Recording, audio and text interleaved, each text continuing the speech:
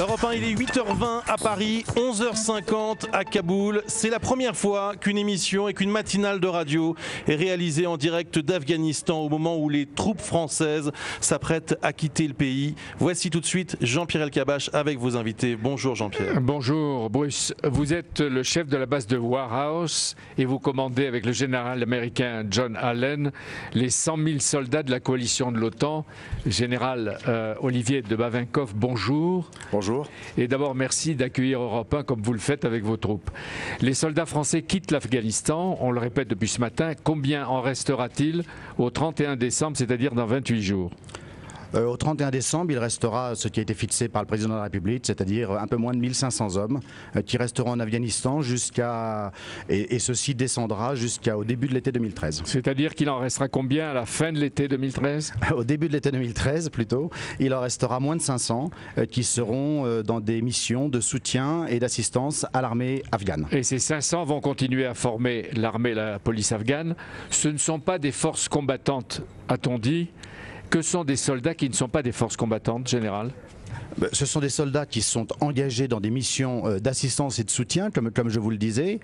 Bien évidemment, ils sont capables de se protéger eux-mêmes et de se défendre si besoin s'en faisait sentir. Mais leur mission prioritaire, principale, ce pourquoi ils sont là, c'est véritablement de parachever et d'aider les forces de police et les forces militaires afghanes. Depuis 8 jours, l'armée française n'est plus employée dans des offensives militaires.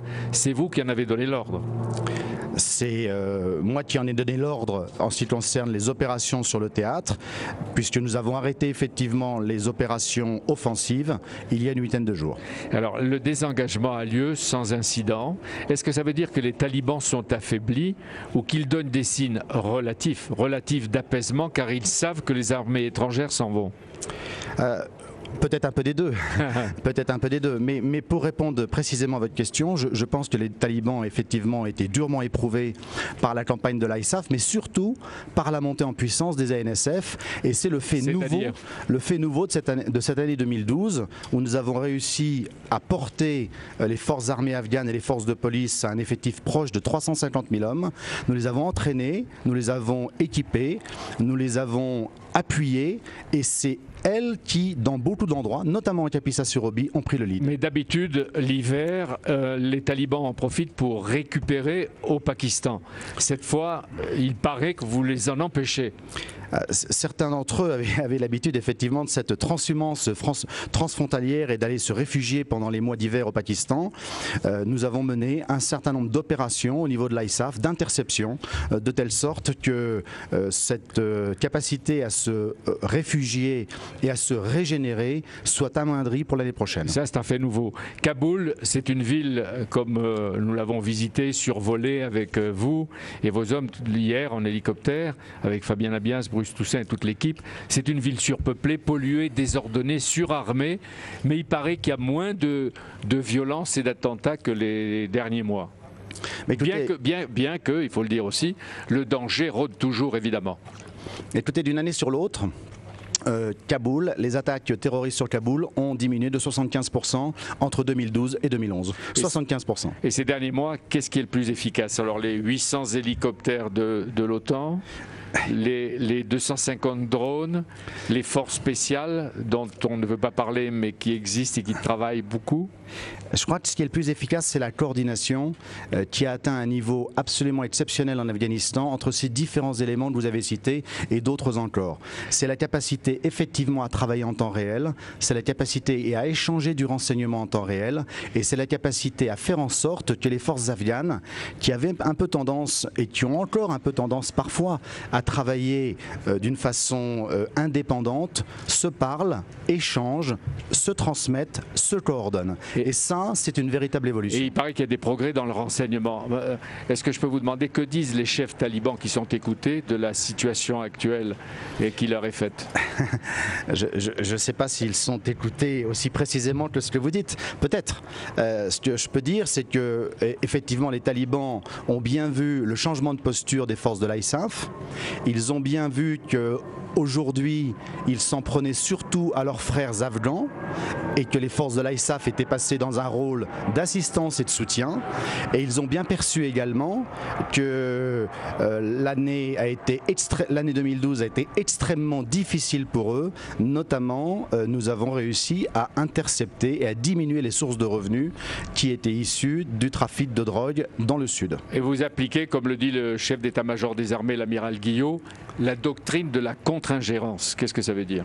La contre-ingérence, c'est une doctrine dans laquelle les Français sont vraiment experts et nous avons déployé ici des personnels qui ont de très grandes qualifications pour développer la capacité à neutraliser dans les forces de l'armée afghane ceux des talibans qui s'y seraient infiltrés pour porter des coups, soit aux forces afghanes, soit aux forces de la coalition. Et donc il y a toute une série de procédures, toute une série de méthodes, toute une série de moyens, toute une série d'équipements qui ont été déployés ici en Afghanistan et nous avons également la responsabilité de l'école de contre-ingérence afghane dans laquelle nous sommes activement impliqués. Général Bavinkov, il est peut-être trop tard pour vous demander s'il fallait venir et livrer cette guerre, mais est-ce que le moment n'est pas venu de partir et de s'en aller, j'allais dire vite, de s'en aller dans l'ordre et la discipline, mais de s'en aller? Oui, le moment est venu de partir et nous partons d'ailleurs. Nous partons, nous ne sommes pas les seuls à partir. Les Français, les Américains ont déjà retiré 33 000 hommes à l'heure où je parle. Ils retireront des troupes supplémentaires en nombre très important en 2013. Les Britanniques également, les Allemands, les Italiens. Tout le monde s'en va parce que d'une certaine façon, nous avons gagné du temps. En prenant à notre compte le combat pendant un certain temps, nous avons permis à ces jeunes forces armées afghanes et de police de se construire, de se bâtir, de se renforcer, d'avoir le moral, de gagner en confiance en elles. Oui. Et nous allons maintenir une présence au-delà de 2014 uniquement dans les capacités critiques. On va le voir, mais est-ce que ça veut dire que des armées étrangères ne réussissent jamais ou rarement à vaincre une insurrection quand elle est nationale? Je crois profondément que un avion au-dessus de nous.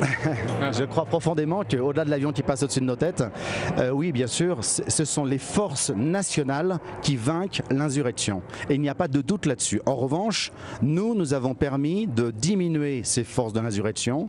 Nous les avons réduits à un niveau qui permette aux forces afghanes de l'emporter. Et nous continuons à soutenir les forces afghanes. Mais une des leçons, c'est pas qu'il faut éviter désormais d'occidentaliser à marche forcée des peuples qui ont une histoire, une culture différente et dont ils peuvent être fiers eux-mêmes? Occidentalisé, peut-être en tous les cas, l'Afghanistan est un cas très particulier, on ne peut pas le comparer à d'autres pays. Nous sommes partis de presque rien en Afghanistan il y a 10 ans. Et puis il y avait des bases terroristes, il ne faut pas l'oublier non plus. Et c'est vrai que nous avons beaucoup secoué ce pays et qu'aujourd'hui il est temps pour ce pays de se retrouver, de se ressourcer, de marquer une pause d'une certaine façon avant de reprendre un mouvement en avant. On ne peut pas moderniser à marche forcée et contre son gré un peuple qui a beaucoup évolué déjà. Donc la France a consacré beaucoup d'efforts et de sacrifices. Il faut rappeler qu'il y a 88 de ses fils qui sont morts sur cette terre, mais c'est pas pour rien. Vous voulez dire que l'Afghanistan a depuis beaucoup changé? Je crois vraiment que les forces de la coalition ont accompli un travail considérable en Afghanistan. Bien sûr, tout n'a pas été accompli, bien sûr, tout n'est pas terminé, mais ne serait-ce que dans le domaine de l'accès à l'éducation, dans l'accès à la connaissance, dans le respect de la femme, dans le respect des droits de l'homme, dans la protection des prisonniers dans les centres de détention. Le téléphone portable, il paraît que c'est une révolution. Là. Le téléphone portable, il n'y en avait pas un seul en Afghanistan il y a 10 ans, il y en a 19 millions aujourd'hui. La 3G est arrivée à Kaboul et 20% des femmes afghanes ont une partie de ces 19 millions de téléphones portables. C'est considérable, c'est une révolution. Est-ce que c'est vrai, Nilab Mobarez, vous êtes chirurgienne, vous avez participé à la création de la Fondation Mère et Enfants. Est-ce qu'il est vrai pour les jeunes filles et les femmes, ça va un peu mieux? Oui, tout à fait. Je confirme ce que le général dit. Ça a changé. Si je me symbolise en tant que femme afghane, il y a 10 ans, je ne pouvais pas aller à l'école du tout. Je ne pouvais pas aller me faire soigner du tout parce qu'il n'y avait pas de femmes qui avaient le droit de travail à l'hôpital. Je ne pouvais pas participer bien sûr à n'importe quelle décision qui était normalement prise soit par les talibans, soit par les hommes. Aujourd'hui, tout ça, ça a changé. Il y a un droit à la santé qui est reconnu. Il y a un droit à la santé reconnu. La santé des mères s'est améliorée. La santé des enfants, qui est très liée à la santé des femmes, est améliorée. Il y a 25% de parlementaires, etc., etc. Mais Éric Chesson disait tout à l'heure à Bruce, c'est l'horreur absolue pour les femmes. Il y a toujours l'horreur si on comparait avec une autre situation. Moi, je le compare avec mes propres situations en Afghanistan. Par rapport à mes propres situations, j'ai gagné beaucoup plus. Je voudrais donner un autre message très très vite parce que je pense que c'est pas transmis. C'est un grand merci que le peuple afghan a pour l'aide internationale, l'aide française, les militaires, quel qu'il soit la nationalité. Je voudrais transmettre ça en tant qu'une femme afghane. Ben voilà, vous le faites. Le départ des Occidentaux, est-ce qu'il peut entraîner une régression pour les femmes? C'est possible. Comment c'est possible? Je vous explique. C'est possible si on ne tient pas les promesses qu'on a données à l'Afghanistan, aussi bien à Chicago qu'à Tokyo, pour la décennie de transformation. C'est-à-dire depuis 2014 à 2024. C'est des aides civiles et militaires. Si ça tient, l'État afghan va tenir et la Constitution va tenir, tout va tenir, on va s'améliorer. Ça c'est 2012, 2014 et la suite. Et vous nous dites, docteur Mobarez, il ne faut pas abandonner les femmes afghanes. Tout à fait, ça c'est mon message principal. Si on nous abandonnait, ce sera un vrai désastre. Général de Bavenkov, François Claus disait tout à l'heure qu'il posait le problème qui est douloureux. Que faire des Afghans qui parlent français, qui vous ont aidé? Ils craignent de se retrouver seuls. Qu'est-ce qui est prévu pour les protéger, si quelque chose est prévu? Bien sûr, quelque chose est prévu. Quelque chose de très sérieux est prévu. Avec l'ambassadeur Bernard Bajolet, j'ai présidé plusieurs réunions où nous avons étudié chaque cas de ceux qui ont travaillé pour nous. Individuellement, nous y avons passé des heures pour regarder effectivement dans quelles conditions ils avaient été engagés à nos côtés, quelles étaient leurs capacités d'intégration. Ensuite, il y a eu tout un travail interministériel en France entre le ministère de la Défense, le ministère des Affaires étrangères et le ministère de l'Intérieur, qui a abouti à des propositions qui ont été avalisées par le chef des armées, par le président de la République.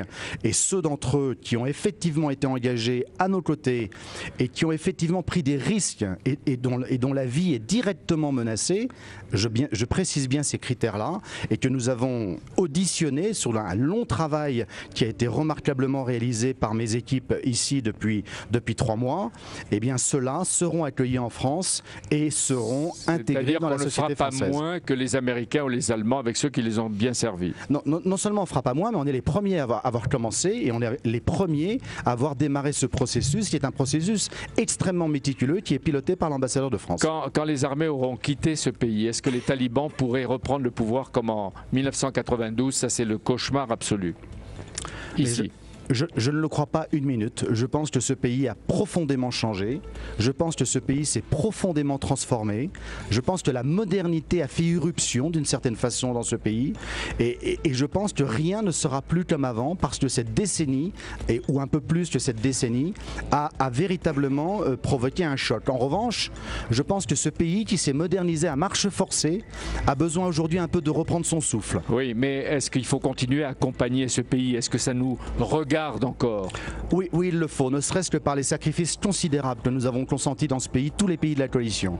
Nous y avons perdu des hommes qui se sont véritablement donnés, qui ont donné tout d'eux-mêmes. Nous y avons des soldats qui ont été blessés, certains qui seront blessés pour le reste de leur vie.